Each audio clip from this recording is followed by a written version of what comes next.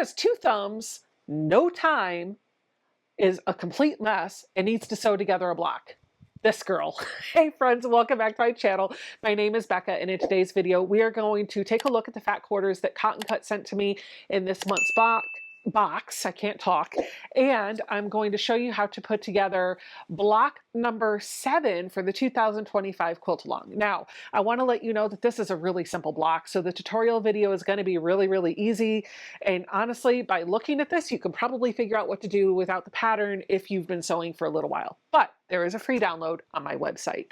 I want to let you know that the reason why I made an easier block again this month is because summer is hectic for me. I don't know why, but June, July, and even August a little bit is just packed full.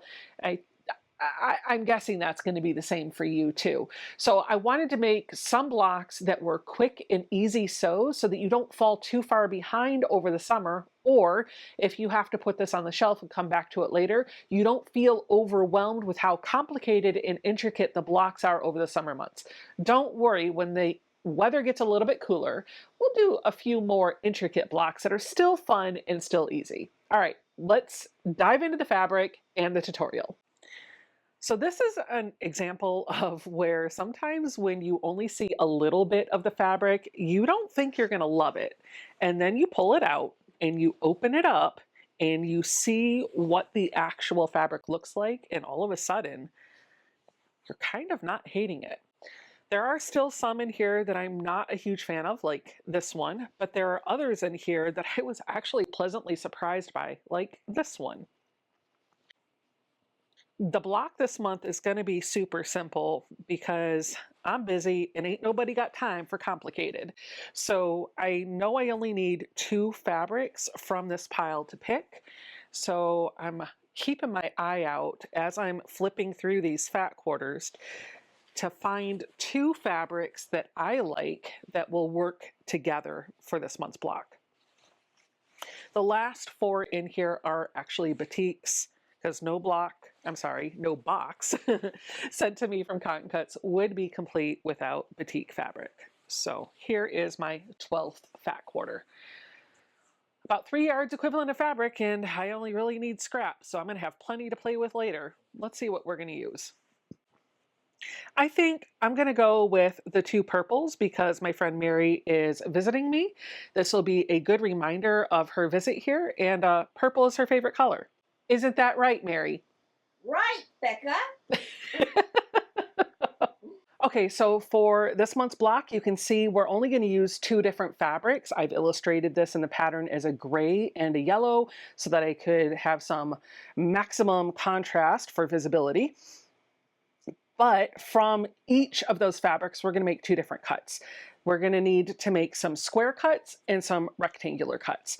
I am doing the 12-inch finish block, so I'm going to follow the cutting instructions here, but don't forget that there are cutting instructions to make 4 different sizes for the pattern. Since I'm going to make the same cuts from either fabric, and this is not directional fabric that I need to fussy cut in any way, I'm just going to lay my 2 fat quarters on top of each other and do all of my cutting at once, because anything that I can do to cut a corner and save a little bit of time this summer is definitely a win in my book. All right, so I'm only going to show you how to put together one of these quadrants because they go together exactly the same. They're just reverse colors. What you're going to do is take one of the squares and then 2 of the squares from the other color, and you're going to sew them together in a strip, and we're always going to press out away from the center or towards the dark, whatever works for you. Honestly, pressing doesn't matter in this. You can do whatever you like. It should all still work.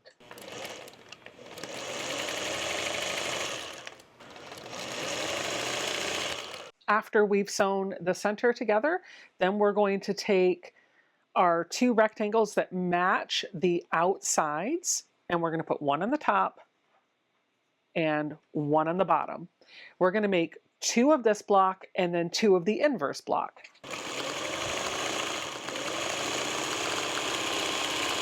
So here's one with the dark outside. I'm just going to show you what the inverse block will look like. So I'm going to grab the dark, 2 lights, and I'll need 2 light rectangles.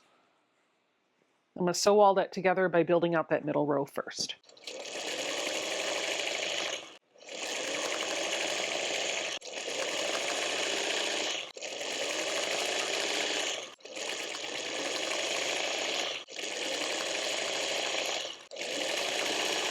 I'm doing everything in batches right now because that's another way that I can get this done all at once. So I'm going to make a little stack of all of my strips.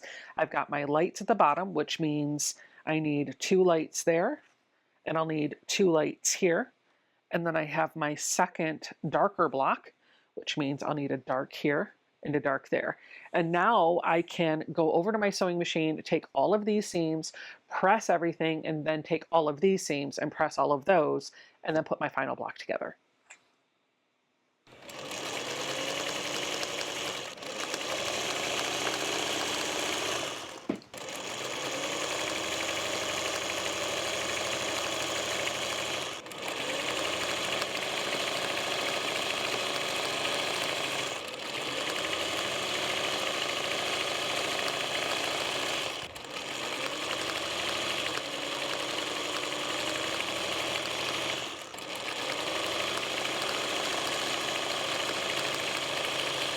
Now we should have 4 blocks, 2 of one colorway, 2 of the other colorway, and we're just going to put them together in a 4-patch configuration.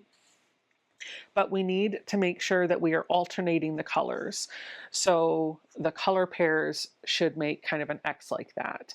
It doesn't really matter whether you turn them so that the vertical seam is going here or it's going a different way, because once the block is all pieced into the quilt and the quilt is quilted, you're not really going to see these seams. It's going to kind of disappear.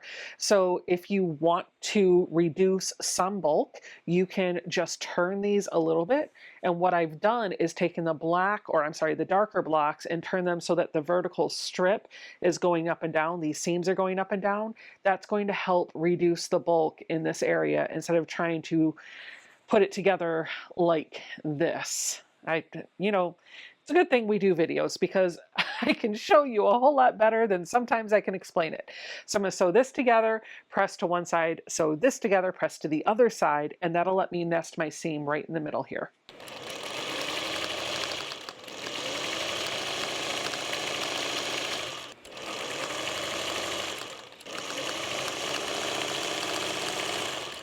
I'm going to press to one side for one row and press to the other side for the other row. Oops. You see what I did there? I almost pressed it to the other side while they were going in the same direction, which meant the seams would have been the same. So I'm going to just lay them out so that they're both oriented the same way, press them both in the right direction or the same direction, and then when I flip one around, my seams are going to nest. And for those of you that don't know what I mean by nesting my seams, let me show you.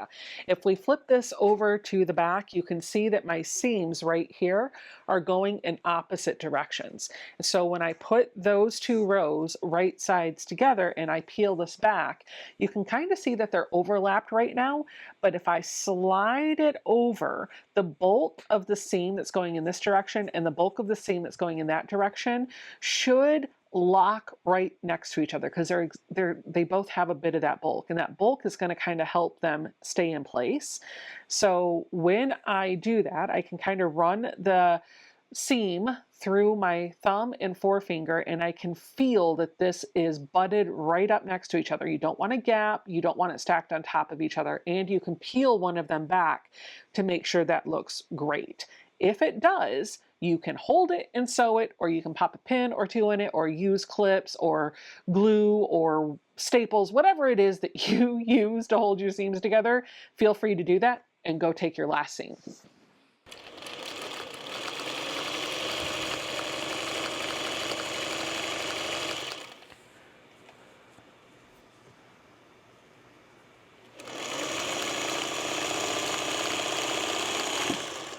And there's my finished block. Is it perfect? No, not so much, but it is finished, and finished is better than perfect, as they say. So I'm really happy to have this all done so I can get my car packed and head off to retreat.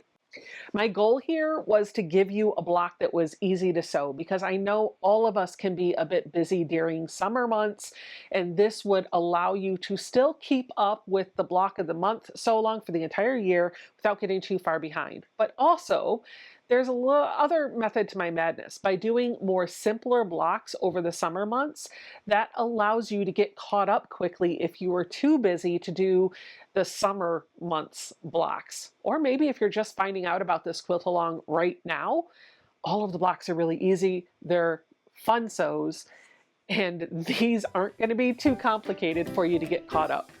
Thanks, friends, so much for tuning into the tutorial. I hope to see you guys all next month for block number 8. Bye!